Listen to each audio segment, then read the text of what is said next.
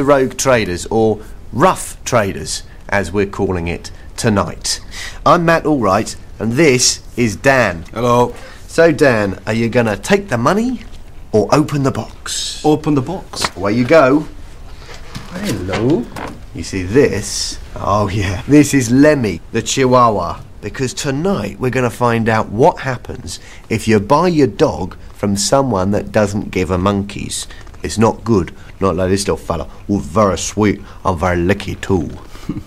And remember, a dog is not just for Christmas. No.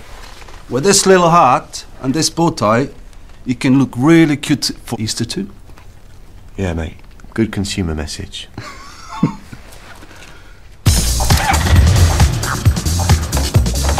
Tonight on Rougue Traders, get ready for a big dose of cute. We're buying dogs, but not all our four-legged friends are happy puppies.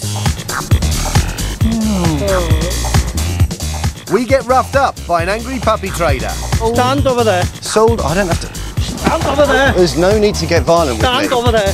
And we meet some very unhappy customers. That's the heartache, you know, you fall in love with them, and then when they're dying, you're just in pieces. That's all in the next half hour. Thousands of puppies are sold every year in the UK, and you can spend anywhere between 50 quid and £3 grand for a top-notch pedigree pup. Did you know that, Dan? No, I didn't know that. What are you doing? I'm fixing the bike. You fix it. What's this? Well, it's for our new team member, Minnie. There you go. Minnie. Minnie. That's it, Minnie. Head through. Good girl. Just one thing missing. That's it, Minnie. There you go. So where's the first place you would go to look for a puppy? Pet shop. Exactly. Let's go. How much is that doggy in the window? The one with the waggly tail. Yes, when buying a puppy, you want it to have had the best possible start in life, and a cosy little pet shop might seem the obvious choice. But would you want to go to a puppy farm like this? They're common in Ireland, where they're unregulated. Many are reputable, but others breed puppies on a massive scale and keep them in the worst conditions imaginable, leaving them vulnerable to sickness and disease. Every year, thousands of these puppies are packed into vans and shipped to the UK. I'm in Feltham to meet Gary Green. He wanted to avoid the puppy farms by going to a local pet shop, Petsville International Limited, Kingston, Surrey. He paid £522 for what he was told was a pedigree Cocker Spaniel. Alfie got sick the same day, and 3 weeks later, Gary got the worst possible news from the vet. First words were, I'm really sorry to inform you, but Alfie's passed away. And I was very shocked because I thought he'd be ill and he'd need a lot of money spent to get him fixed, but I didn't expect him to die. The vet actually did say that the Bronx pneumonia is caused from living in stressful conditions, which he says wouldn't have been living with us. It would have been where he was kept before, prior to us purchasing him. It must make you very angry then to think that dogs are being sold in that kind of condition. Yeah, I mean, it's also where's he got him from? Has he got him from a breeder, or has he come from a puppy farm? I mean, on his family tree it says he's come from Ireland, so I know there's a lot of puppy farms over there. Just makes you think, doesn't it?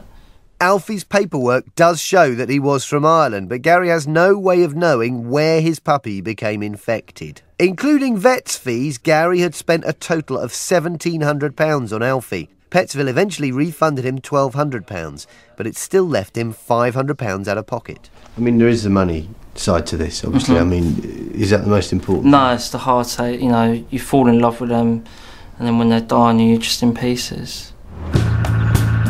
We're going to send in our own dog lovers to check out this pet shop.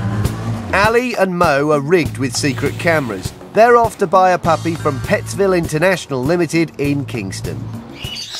The RSPCA has received many complaints about animals bought from this shop and their branch in Sutton. Got a little lovely face in it. How old is this one? About 10 weeks. 9, 10 weeks.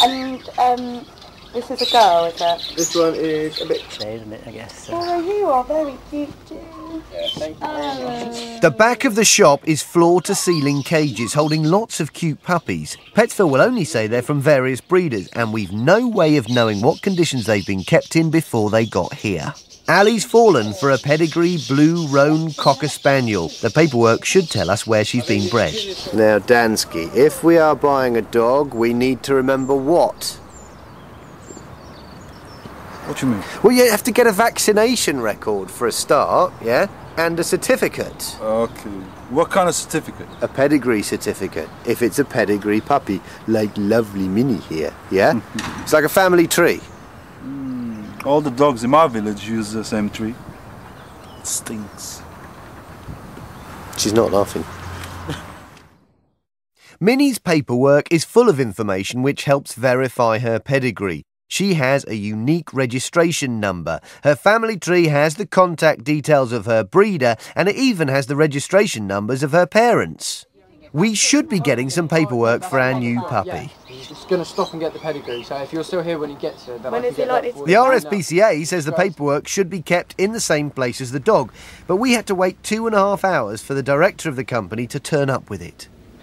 Thank you for delivering the papers to us. No problem. No That's, problem at all. And here he is. Mr. Barry Boys really is the pet shop Boys.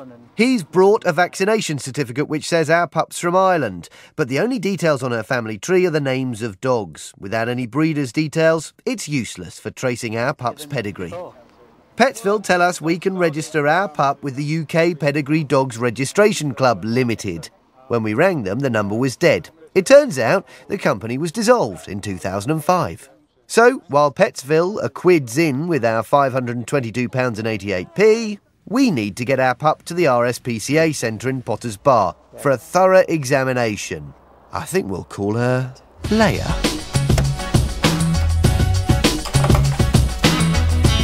Vet Tony White's seen more sick puppies than I've had hot dogs. Oh no, that's not appropriate. He's going to run some tests on Leia to make sure she's in tip-top condition. And while Leia's having her platelets peered at, we're going to have a look at another puppy trader. So Dansky, if you don't get your dog from a pet shop, where else do you think you could get it? Is this a test? No. It's another one of those questions you asked me to move the program along. That's right. All right then. A dog breeder. Exactly, because that way you should know where the dog was born and bred. You could buy it from someone like, I don't know, Whelans of Dunstable.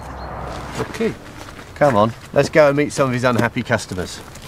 We're taking Minnie on a road trip to Bedfordshire to meet Sharon and Simon. They came across the Whelans website, pupsonline.co.uk, when they were doing research into buying a new puppy.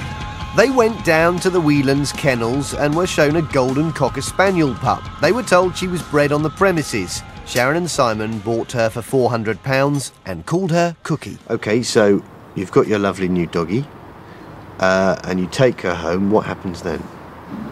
She just deteriorated Sunday evening. She just didn't look too good.